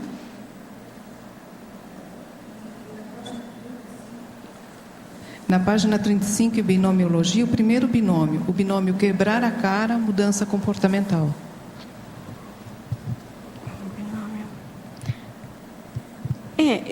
Aí é a ideia que é muito falada aqui, da fratura exposta, não é? A gente, quando quebra a cara, a inteligência evolutiva leva para a mudança comportamental, né? Se continuar fazendo o mesmo erro, né, vai quebrar a cara ainda mais vezes. Então, a atitude mais inteligente é realmente mudar, porque aquela forma não está funcionando.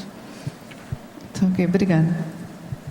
Graça, aqui na página 35, na mitologia, expanda esse mito do acaso, por favor. O mito do acaso eu coloquei que a minha ideia é que não há acasos, há uma falta de atenção e uma falta de prestar atenção, como o detalhismo que o professor Val tanto fala, e muitas vezes a gente passa batido oportunidades de assistência por falta de atenção, porque a gente está preocupado, nós estamos preocupados com o nosso egão, com os nossos problemas, com o nosso mundo, e muitas vezes está uma pessoa ali do lado precisando de uma atenção e a gente nem vê a pessoa, ou passa bem batido na pessoa porque não está focado no seu micro-universo, no seu mundinho. Foi nesse sentido que eu coloquei.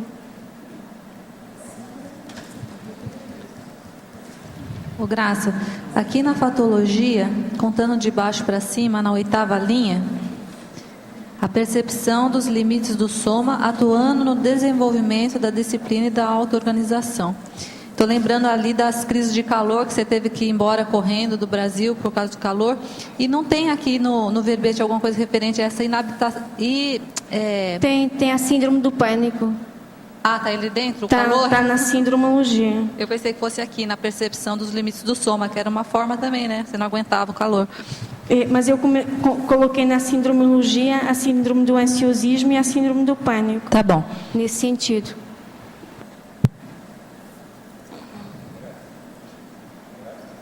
Oi? Aqui no Paradoxologia, eu queria que você ampliasse mais o paradoxo de ter preconceito do preconceito. Porque eu acho que realmente eu tinha, e eu acho que muita gente também tem, preconceito das pessoas preconceituosas. E então eu começava falando com alguém, eu via que a pessoa tinha ideias retrógradas, preconceituosas, e eu ficava pensando, não vale a pena perder mais tempo com essa pessoa. E, olha, vou deixar de lado. Isso é um preconceito. Eu tinha preconceito, e se calhar ainda tenho, né? Estou tentando alterar, de pessoas preconceituosas, mas eu sou preconceituosa tendo essa atitude. Ok.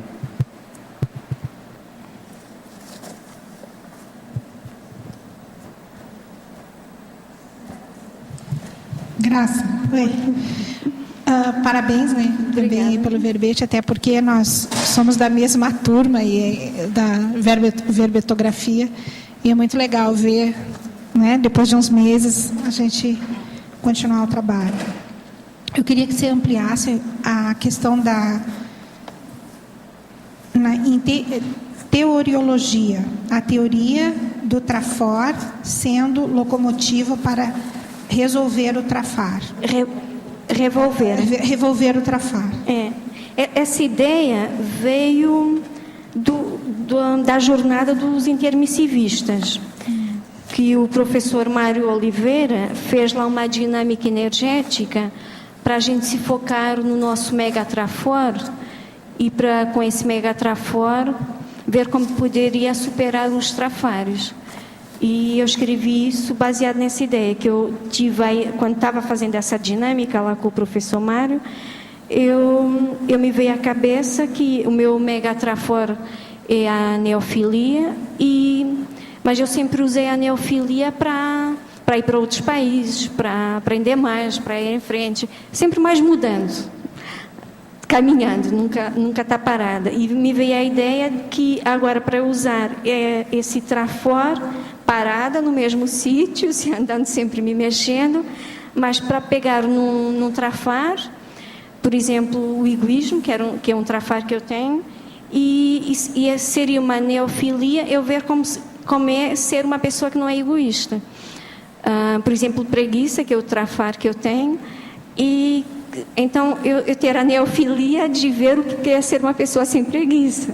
E me veio essa ideia lá nessa dinâmica energética, nesse dia da jornada, lá no discernimento. Bacana, obrigada. Você já viu o curso do Mário? Você agora vai ter que ver o curso do Felipe Piccoli. Sabe porque tudo é lusitano, alto nível, é preciso de honrar a situação. Agora, gente, eu vou ler aqui para vocês alguns dos pensamentos do Michel Chade. Eu estou lendo essas coisas porque o livro dele é uma bagunça, uma mistura.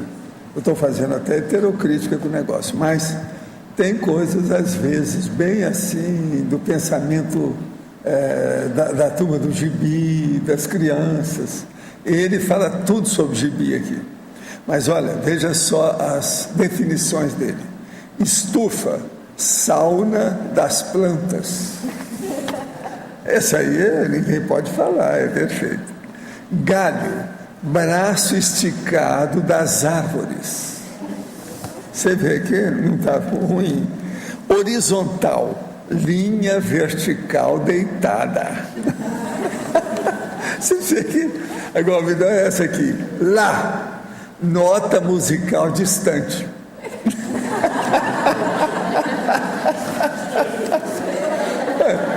Tem umas que vai bem dentro, você não pode falar. Eu selecionei algumas, mas veja, no meio dessas cento e tantas páginas aqui, eu acho que ele teria que tirar só umas 2 ou 3 que são as mais sérias. O mais está difícil, tem que reformular isso tudo. Mas ele de vez em quando vai em cima, né? Mas quem é essa pessoa? O Michel é um cara que eu conheço há muitos anos, nos ajuda muito na holoteca, nas coisas todas. Ele já mandou centenas de obras, de dicionário, tudo você pensar para nós. E ele gosta muito de dicionário, então ele fez esse, que é o dicionário. Começa pelo termo, dicionário de associações livres de ideias. Quer dizer, não tem ideia nenhuma, que é livre de ideia. Entendendo? Eu não sei se a intenção dele foi essa, mas começa pelo título, está tudo errado.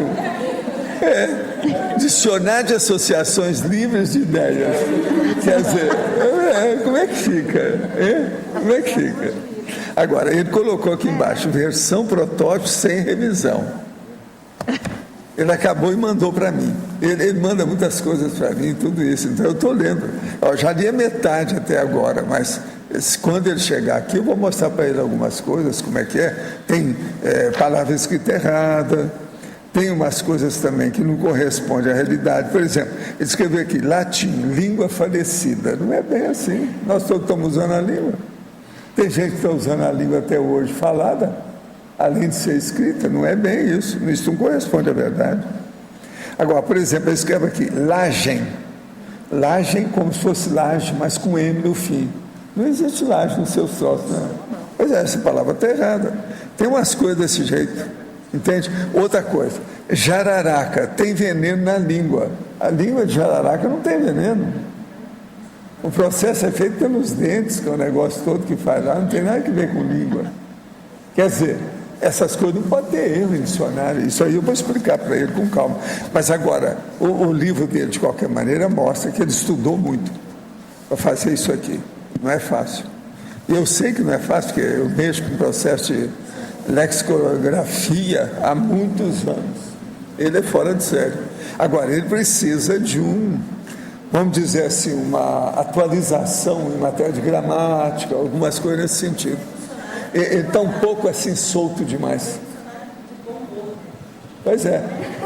Professor, aqui, professor, essa expressão língua de jararaca, a gente usa no sul para dizer que a pessoa tem a língua venenosa. Eu sei, mas veja, mas a verdade é que regional. Isso não corresponde à fisiologia e à anatomia. Sim. Se uma pessoa, mesmo que aquilo seja folclórico, fala uma coisa, mas aquilo não corresponde à realidade dos fatos, a gente não deve usar. Não deve usar.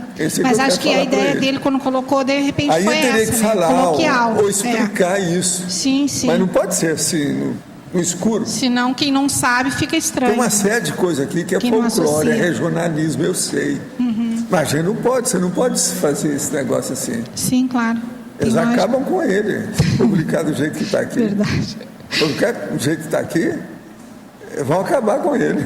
Ele vai perder o caminho de casa, não pode. Por isso que ainda é uma versão protótipo, precisa estudar mais. Ele é brasileiro? Ele é de origem sua lá, né? Chad. Pois é. Mas ele é muito bom. Ele é uma pessoa muito boa, pessoalmente, ajuda muito os outros, estuda demais. E tem essa tendência de fazer numeração de tudo. Sabe? Ele é muito bom nisso. Graça, aqui em cima no ar. Oi? Página Tânia Guimarães. Página. Vamos lá. Página 34. Quinta linha de baixo para cima. O exemplo em lugar da cobrança. Fala um pouco sobre isso. Fatologia. Na fatologia.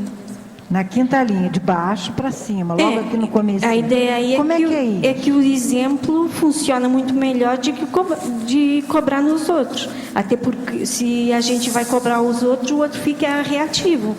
Não vai... Você tem algum exemplo assim mais concreto? Porque é interessante, né? Quer dizer, você cobraria o ato da pessoa e você faz, qual é a prática? Qual é a teática? A teática... O exemplo ao invés da cobrança. É que eu cobrei demais de muita gente, especialmente da minha família, das pessoas que viviam no meu lado. Aí agora você está exemplificando com atitude... E agora, em lugar de cobrar, estou dando exemplo. Doando. Sim. Não cobrando, dando, isso, né? Isso. Até porque quando a gente cobra, eu vi que os outros ficavam reativos, não entendiam nada do que eu estava falando. Então, ok. E a primeira reação é logo se fechar e não querer mais papo, não querer mais conversa. Para resolver, né? Obrigada pela explicação. Graça, aqui o Filipe novamente. Olá. Olha, aqui na página 34, fatologia, eu vi aqui na terceira linha de baixo para cima a saída do labirinto. Aí eu gostaria que tu desses assim, falasses sobre alguns aspectos que consideras relevante para essa saída do labirinto, o rumo à Proexis. Aqui a ideia foi da visão mais panorâmica, porque nós normalmente estamos num labirinto, assim fazendo uma analogia com a vida, só vemos aquele troço, não vemos nem a entrada nem a saída, e tendo uma visão mais panorâmica, conseguimos ver o labirinto todo, onde entra, onde sai, e quando um troço é mais complicado, não ficamos desesperados. Já sabemos que a seguir vem um troço mais fácil e que há uma saída. E o processo aí da interassistencialidade ou interassistenciologia, tu vês como uma das bases aí dessa saída do labirinto? O que é que achas? Sim, sem dúvida, a interajuda, a interassistência, porque encontramos muitas pessoas no caminho do labirinto, não estamos sozinhos no labirinto. Vão 7 mil, não é? 7 mil agora. 7 bilhões, não é? Bilhões, não é? Estão 7 bilhões no labirinto agora. Obrigado, Graça.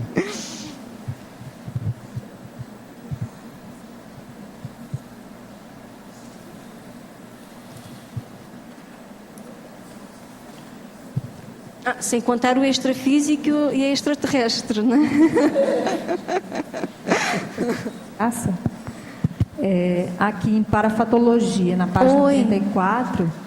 esqueci de falar a você, também uma grande amiga que veio dar um apoio. Tá bom. Você pode falar um pouquinho... Você pode falar um pouquinho sobre essa confiança cósmica e fazer uma relação com o fluxo do cosmos?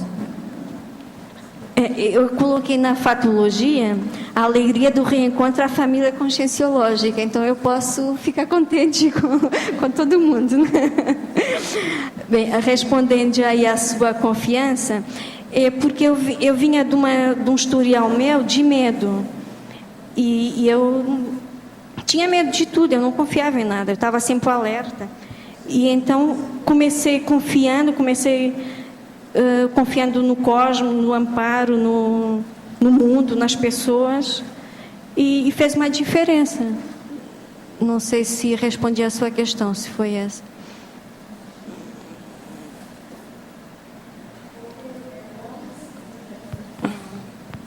Logo na sequência, aqui você coloca o ato de confiar no amparador, né? Você vai num crescendo, a confiança cósmica, os sincronismos interassistenciais, o ato de confiar no amparador.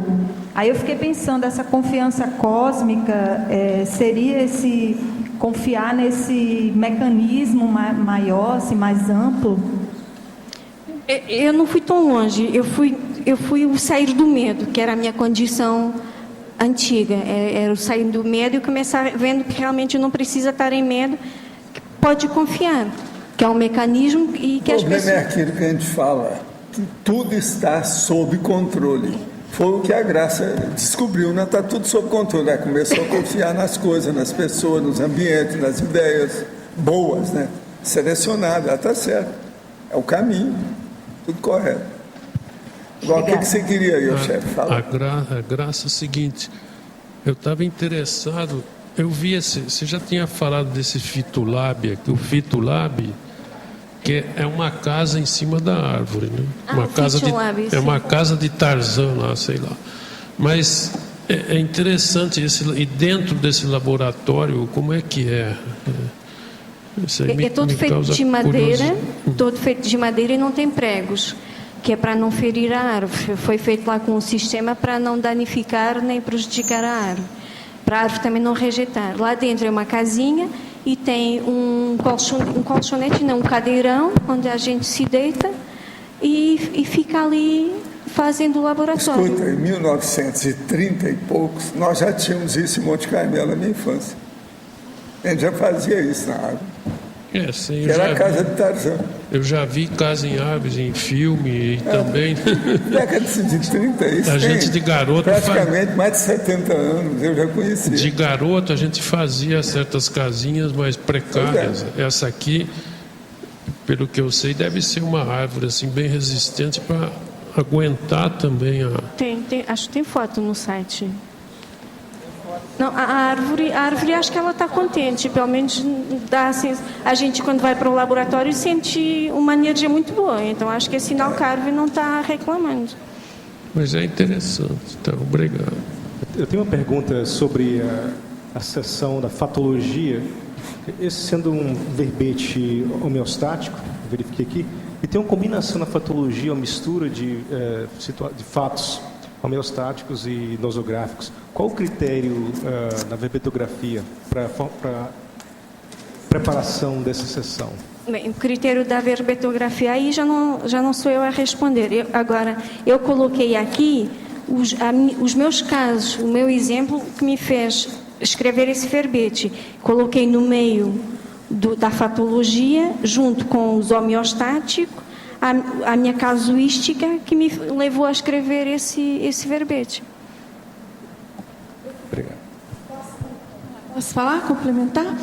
Olha, o critério, assim, não tem uma rigidez, e é até bom que você mescle, né? Porque o fato de você ter definido a tematologia como homeostática ou nosográfica não significa que não existam abordagens dos dois lados, né? Então, o que é importante? Que haja uma coerência, que você mantenha uma ordenação lógica para ajudar o leitor a ter essa cosmovisão da fatuística pertinente ao tema que você está pesquisando. Então, em geral, se inicia com o tema mais próximo do título do verbete. Então, a tendência é, se o verbete é homeostático, a fatologia inicia com algo homeostático, aí você pode fazer um passeio, percorrer, dar um panorama mesmo, né, de outras possibilidades nosográficas, e depois você retoma, pode ser num crescendo, mas enfim, mantendo uma ordem lógica.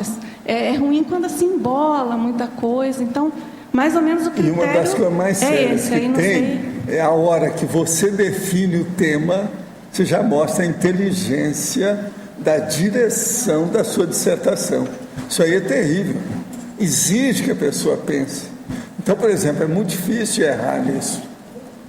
Entende? Porque se erra, todo mundo vê. Não coaduna, não conjumina, não perde a consistência. Obrigado. Minha pergunta é que uma pessoa que não tem um alto grau de cosmoética, ele pode não saber que alguns itens que são nosográficos aqui... Quem não tem alto grau de cosmoética não vai saber nada que nós estamos falando aí, mesmo a gente sabendo o contrário. Professor Valdo, mas é o contrário. É exatamente esse passeio que a Dulce falou. Primeiro você começa a praticamente traduzir o que significa aquele tema, depois você vai fazer o lado problemático daquela questão, e o dela está muito bem encadeado, né? E depois você vai voltar para dar a solucionática do problema, uma visão geral. Então, exatamente para despertar a cosmoeticidade da pessoa, é o contrário do que você está falando. Eu vejo que tem alguns itens que alternam, homeostático, nosográfico, então tem uma alternância. Não sei, acho que facilitaria para o leitor se tivesse uma subseção homeostáticos, neutros e nosográficos. É porque você está dicotomicamente dividindo assim. Eu penso que você pode ver assim, os problemas que podem acontecer e as soluções que são devidas, entendeu? E isso é cosmoético. Agora, uma coisa que nós explicamos sobre tematologia, que é bom você entender, é o seguinte: parte de um princípio básico, universal. Qualquer abordagem que você vai fazer, qualquer tema, tem os 3 aspectos. Parte disso. Em tese, tem os 3 aspectos. Vamos ver o que é que predomina no seu. Acabou. Além Com de isso, a pessoa tem uma ideia. Acabou. Além do que tem a verdade é o seguinte: a maior parte do tema realmente tem os 3 aspectos. Onde que está aquele ditado que você fala, o negócio do óculos? Não tem jeito de fugir disso. Pois é. Foi isso que eu expliquei isso desde o início aí. Além de tudo, tem tem algum lugar que ela coloca aqui, que a pessoa vê com os olhos que tem para ver. Então, cada um vê... cada um vê o mal ou bem conforme os olhos que tem. Então, ela mesma está respondendo. Viva Portugal! Mas olha, você defendeu o seu verbete com muita graça. Nós esperamos agora outros. Quantos que é? Mais 500 verbetes nós queremos de você. E outra coisa, português brasileiro, brasileirês. Mas o próximo eu vou escrever. Do jeito que você fez esse. Você já está doutora no assunto. Eu vou escrever. Pode entrar nessa. Eu gostei demais dela, porque ela defendeu com bom humor, com graça, o que ela já passou, superou isso tudo. Quanta gente está aqui que precisa disso? Seu verbete é um das que a gente devia prescrever para um monte de gente aqui. Parabéns, foi muito bom. Faça outro, seriamente. Faz um monte aí para nós. Mas vale o próximo eu vou fazer em Portugal, vai ser mais difícil escrever em brasileiro. Né? Vamos ver. Qualquer coisa, a Rosa depois dá uma geral. Os nossos comerciais, por favor. Obrigado. As pontuações de hoje: 48 assinaturas no livro de presença, 30 perguntas presenciais, 10 perguntas online, 26 votos presenciais e 9 votos online. Hoje teremos os recados da AMI sobre o curso 40 manobras, João Paulo com o curso com 5 cobaia, o Fernando sobre o Conselho dos 500 e a Kátia sobre o curso acoplamentário. Agora com vocês a Eliana sobre o programa Amigos. Boa tarde. Nós temos uma boa notícia, 2 boas notícias para os amigos da Enciclopédia e futuros amigos da Enciclopédia. O sorteio mensal do programa relativo a novembro, que vai acontecer em 3 de dezembro, nós vamos sortear um Kindle da Amazon. Então, um prêmio muito interessante, além de livro e vagas em cursos que serão anunciados em seguida. E para quem renovar a sua assinatura ou aderir no mês de dezembro, vai também concorrer a uma máquina fotográfica, bem bacana também. Então vocês vão ter, os amigos que aderirem ao programa em novembro ou renovar em novembro, vão poder ter acesso a esses 2 prêmios. A gente aguarda vocês. Liguem para o 45 35 25 26 42 no CAEC e façam a sua adesão ou renovação. Muito obrigada. Boa tarde. O meu convite é para que você venha no mês de dezembro a Foz do Iguaçu. Nós vamos ter muitos cursos interessantes, mas hoje eu gostaria de ressaltar o 40 Manobras Energéticas. Ele vai ocorrer na versão de 4 dias seguidos. Esse é um curso ministrado pelo professor IEPCOM Mário Oliveira. Ele não tem nenhum tipo de pré-requisito. E o objetivo desse curso é que a gente, através de exercícios com as energias, baseado nas manobras básicas de energia, a gente possa, primeiro, fazer um reconhecimento das nossas habilidades energéticas e, para aqueles que já têm mais hábito com o uso das energias, fazer um upgrade nesse uso de energias, sempre em cima de dinâmicas interassistenciais, que nós podemos aplicar no nosso dia a dia. 2012 está logo aí, vai ser um ano diferente em que a gente vai estar sendo mais interassistencial com as energias. Então, se você deseja se inscrever, inscrições no CAEC, o telefone é 45 32 25 26 52, e existe toda uma programação de descontos quando a pessoa faz mais de um curso. Então, vale a pena checar isso, tá? Obrigada e até lá. Boa tarde, eu venho falar sobre o curso Consincobaia do Conscienciograma, promovido pela Conscius, todos os meses aqui no CAEC, e o próximo vai ser no sábado, esse sábado, dia 12 aí, dessa semana, e as inscrições estão abertas aqui no CAEC. É um curso com 10 vagas, sendo que são 3 sorteios para a Consincobaia, e a pessoa que participar 3 vezes no período de 1 ano do curso não passa pelo sorteio, já vai participar da técnica automaticamente na 3ª vez. O curso é feito com conscienciômetras docentes, especializados na técnica, está sendo feito todos os meses, as pessoas estão dando um feedback muito bom.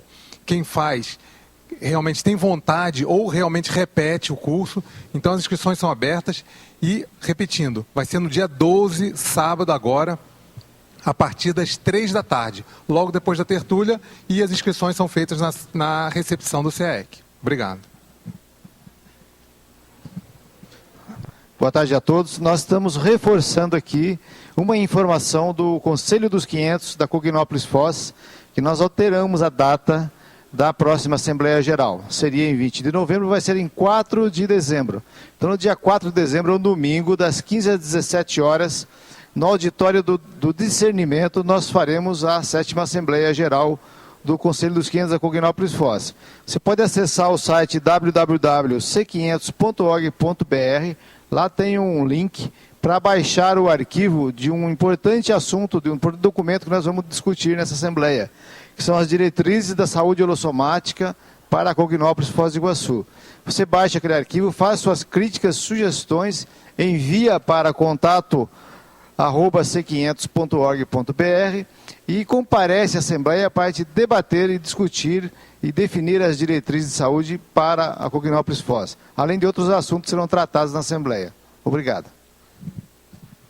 Boa tarde a todos. Convidamos para o próximo acoplamentário, na semana que vem, nos dias 18, 19 e 20 de novembro, cuja temática será desperticidade.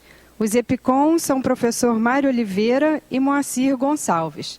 Mais informações, entre em contato com a recepção do CAEC através do telefone 45 3525 2652. Obrigada. E o verbete eleito para amanhã, Escola de Cons, a especialidade para pedagogia, a autora, professora Tânia Guimarães. Contamos com a sua presença e até amanhã. Obrigado.